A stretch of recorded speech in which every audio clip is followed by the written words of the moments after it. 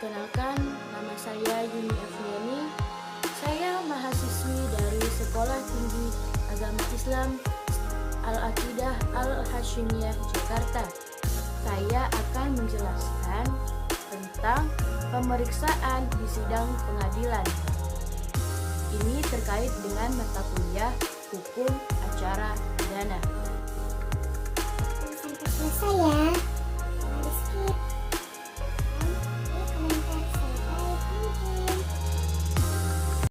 Dalam pemeriksaan di sidang pengadilan itu terbagi atas 3 macam, yaitu yang pertama acara pemeriksaan biasa, kedua acara pemeriksaan singkat, yang ketiga acara pemeriksaan cepat.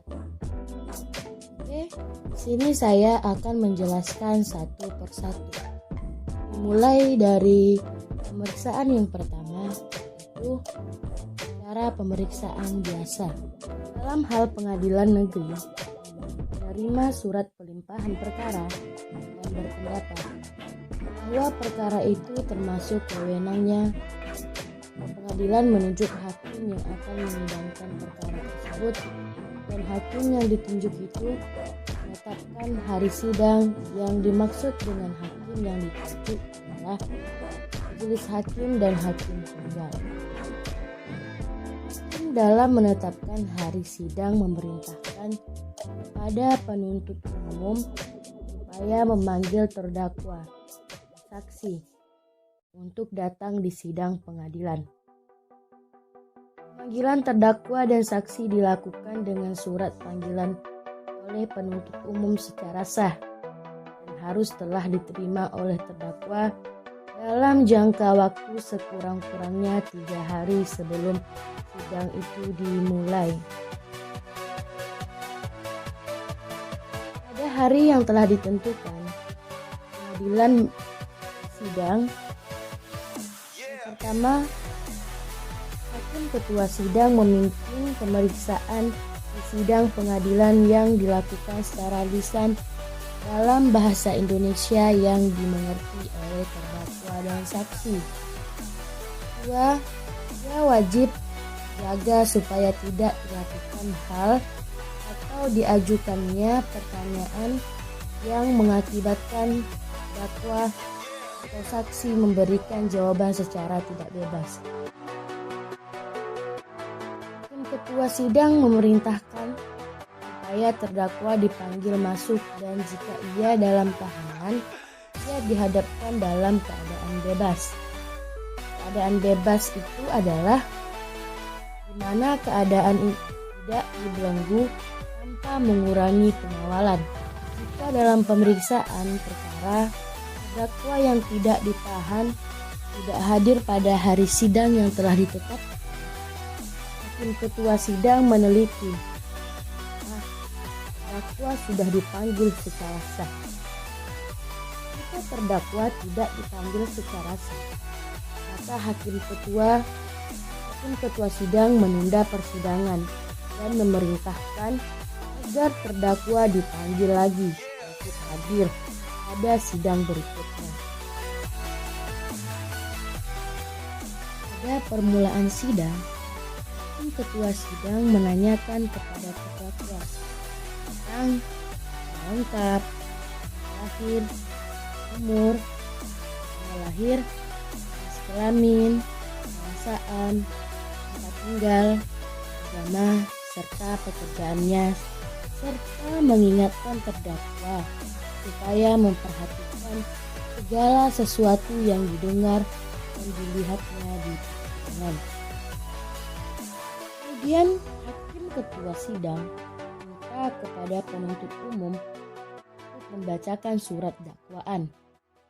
Selanjutnya, hakim ketua sidang menanyakan kepada terdakwa apakah ia sudah benar-benar mengerti.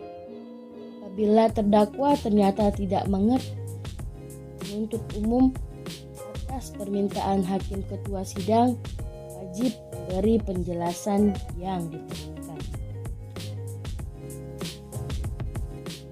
Untuk menjamin terlindungnya hak terdakwa guna memberikan pembelaannya, maka penuntut umum memberikan penjelasan atas dakwaan. Tapi penjelasan ini hanya dapat dilaksanakan pada permulaan sidang. Dalam hal terdakwa ataupun penasihat hukum mengajukan keberatan bahwa pengadilan tidak berwenang mengadili perkaranya atau dakwaan tidak dapat diterima atau surat dakwaan harus dibatalkan, maka setelah diberi kesempatan kepada penuntut umum untuk menyatakan pendapatnya, hakim mempertimbangkan keberatan tersebut untuk selanjutnya mengambil keputusan. Jika hakim menyatakan keberatan tersebut diterima, maka perkara itu tidak diperiksa lebih lanjut. Namun, sebaliknya dalam hal tidak diterima atau hakim berpendapat hal tersebut baru dapat diputus setelah selesai pemeriksaan, maka sidang tetap dilakukan. Jika penuntut umum keberatan terhadap keputusan tersebut, maka ia dapat mengajukan perlawanan kepada pengadilan tinggi melalui pengadilan negeri yang bersangkutan. Jika perlawanan yang diajukan oleh terdakwa atau penasihat hukumnya diterima oleh pengadilan tinggi, maka dalam waktu 14 hari pengadilan tinggi dengan surat penetapannya membatalkan putusan pengadilan negeri dan memerintahkan pengadilan negeri yang berwenang untuk memeriksa perkara itu. Pengadilan negeri menyampaikan salinan keputusan kepada pengadilan negeri yang berwenang dan kepada pengadilan negeri yang semula mengadili perkara yang bersangkutan dengan menyertakan berkas perkara diteruskan kepada kejaksaan negeri yang telah melimpahkan perkara itu. Seorang hakim wajib mengundurkan diri dari mengadili perkara tertentu apabila ia terikat hubungan keluarga sedarah atau semenda sampai derajat ketiga. Ia memiliki hubungan suami ataupun istri meskipun sudah bercerai dengan hakim ketua sidang. Hakim dilarang menunjukkan sikap maupun mengeluarkan pernyataan di sidang keyakinan mengenai salah atau tidaknya terdakwa. Hakim ketua sidang selanjutnya meneliti apakah semua saksi yang dipanggil telah hadir dan memberi untuk mencegah sampai saksi berhubungan satu sama lain sebelum memberi keterangan di sidang. Maksudnya untuk mencegah jangan sampai terjadi saling mempengaruhi di antara para saksi sehingga keterangan saksi tidak dapat diberikan secara bebas. Hakim ketua sidang menanyakan kepada saksi tentang nama lengkap, tempat lahir, umur atau tanggal lahir, jenis kelamin, kebangsaan, tempat tinggal, agama, dan pekerjaan. Selanjutnya, apakah ia kenal terdakwa sebelum terdakwa melakukan perbuatan yang menjadi dasar dakwaan? Apakah ia berkeluarga sedarah atau apakah ia suami atau istri terdakwa? Sebelum memberi keterangan, saksi wajib mengucapkan sumpah janji menurut cara agama masing-masing bahwa ia akan memberikan keterangan yang sebenarnya dan tidak lain daripada yang sebenarnya. Apabila pengadilan menganggap perlu, orang saksi atau ahli wajib bersumpah atau berjanji sesudah saksi atau ahli itu selesai memberi keterangan. Apabila seorang saksi sudah memberikan keterangan dalam penyidikan, kemudian ia meninggal dunia atau karena satu halangan yang sah tidak dapat hadir di sidang atau tidak dipanggil karena jauh tempat kediamannya, maka keterangan yang telah diberikannya tersebut hanya dibacakan. Jika keterangan itu sebelumnya telah diberikan di bawah sumpah, maka keterangan itu disamakan nilainya dengan keterangan saksi di bawah sumpah yang diucapkan di persidangan. Jika keterangan saksi di sidang berbeda dengan keterangan yang terdapat dalam berita acara, maka keterangan mengenai perbedaan yang ada dan dicatat dalam berita acara pemeriksaan sidang. Hakim ketua sidang dan hakim anggota dapat meminta kepada saksi segala keterangan yang mana dipandang perlu untuk mendapatkan semua kebenaran. Penuntut umum, terdakwa, ataupun penasihat hukum dengan perantaraan hakim ketua sidang diberi kesempatan untuk mengajukan pertanyaan kepada saksi. Pertanyaan yang bersifat menjerat tidak boleh diajukan, baik kepada terdakwa maupun kepada saksi.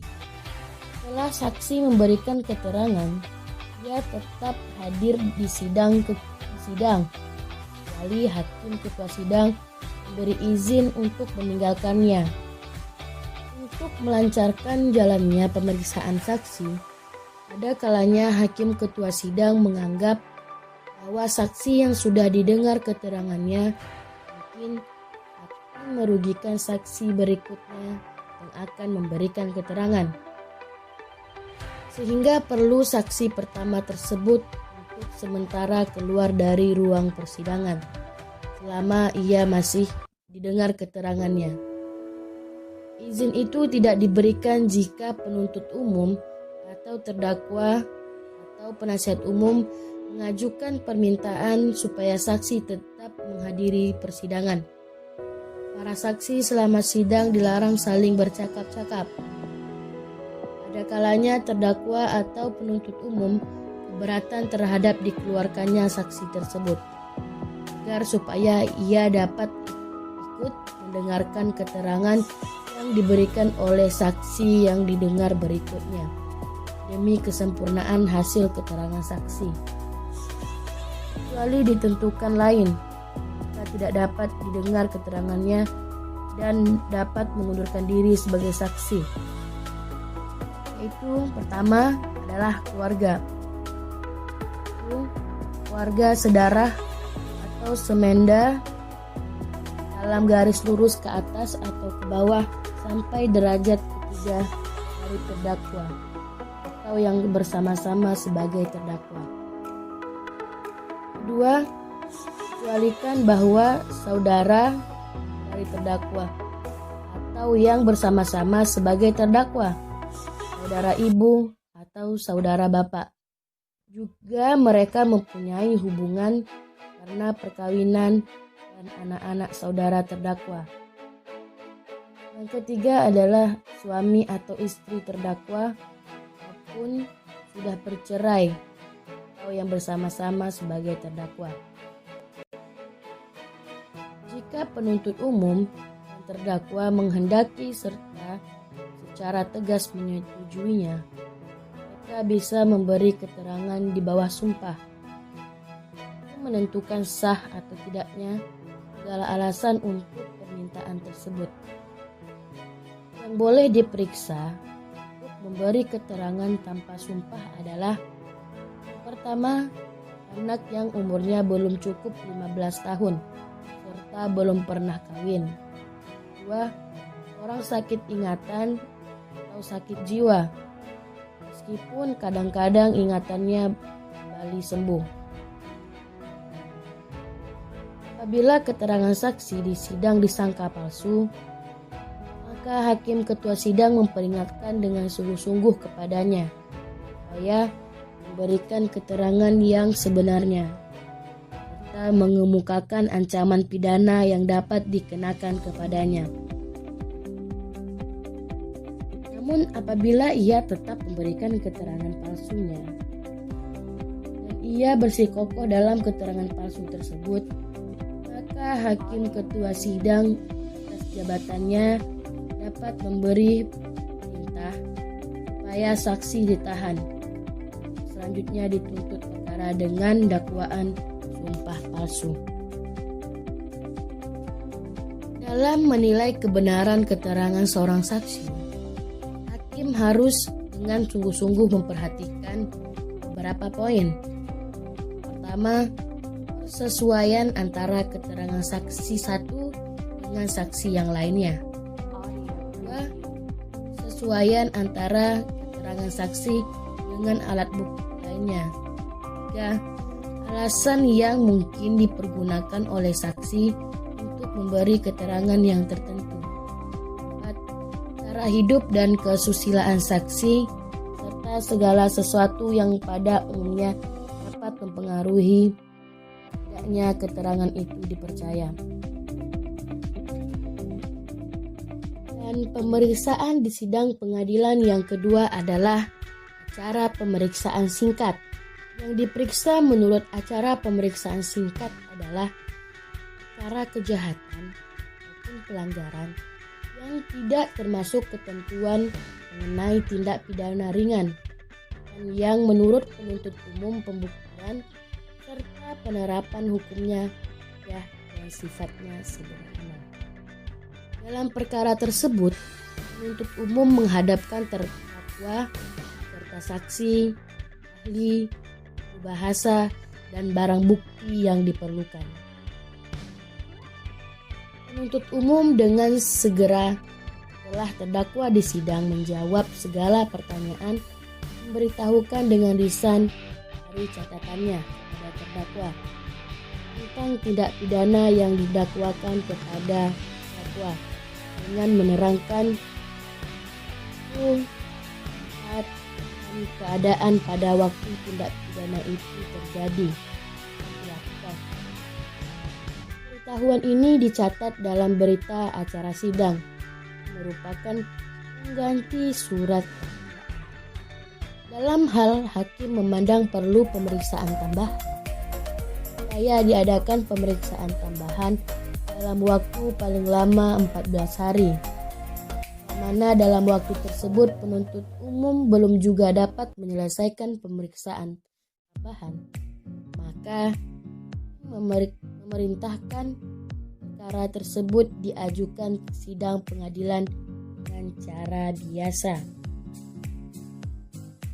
Guna kepentingan pembelaan, maka atas permintaan terdakwa dan atas penasihat hukum, hakim dapat menunda pemeriksaan paling lama 7 hari. Pesan tidak dibuat secara khusus dalam berita acara sidang. Memberikan surat yang memuat amar putusan tersebut. Surat tersebut mempunyai kekuatan hukum yang sama seperti putusan pengadilan dalam acara biasa. Dari pemeriksaan di sidang, sesuatu perkara yang diperiksa dengan cara singkat ternyata sifatnya jelas dan ringan, seharusnya diperiksa dengan acara cepat. Dengan persetujuan terdakwa dapat melanjutkan pemeriksaan tersebut.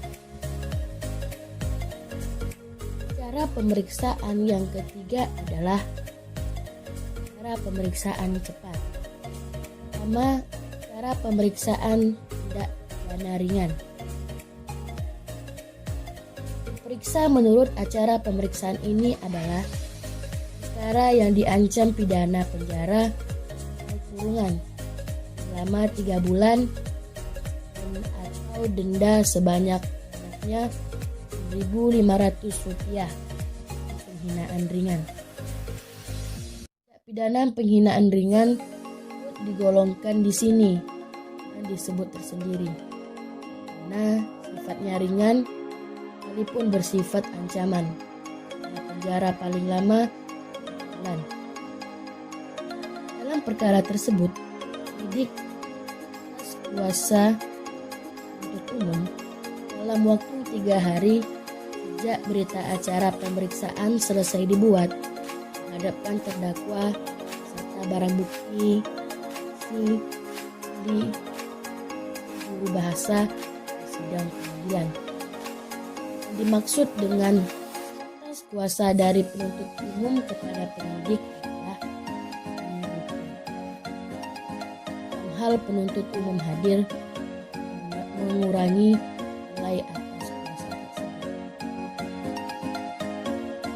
Dalam buku register muat lengkap lahir, umur, tanggal lahir, jenis kelamin, bangsaan, tinggal, nama dan pekerjaan terdakwa, apa yang didakwakan kepadanya. Pesan dicatat hakim dalam daftar catatan perkara.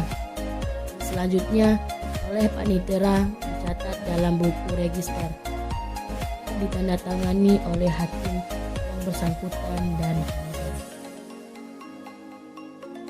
Dan yang kedua, dari acara pemeriksaan cepat yaitu acara pemeriksaan perkara pelanggaran lalu lintas jalan. Yang dimaksud dalam acara pemeriksaan ini adalah pelanggaran tertentu terhadap peraturan perundang-undangan lalu lintas jalan.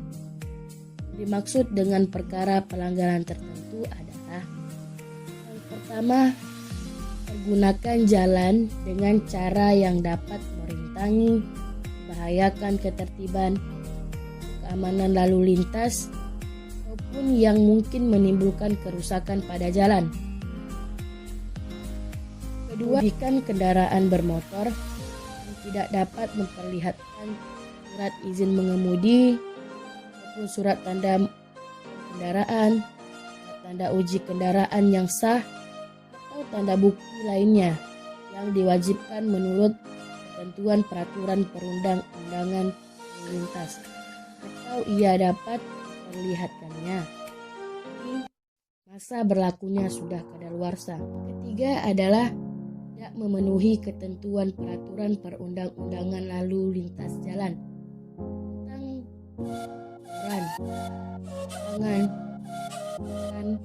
kelengkapan kendaraan dan syarat penggandengan dengan kendaraan lain.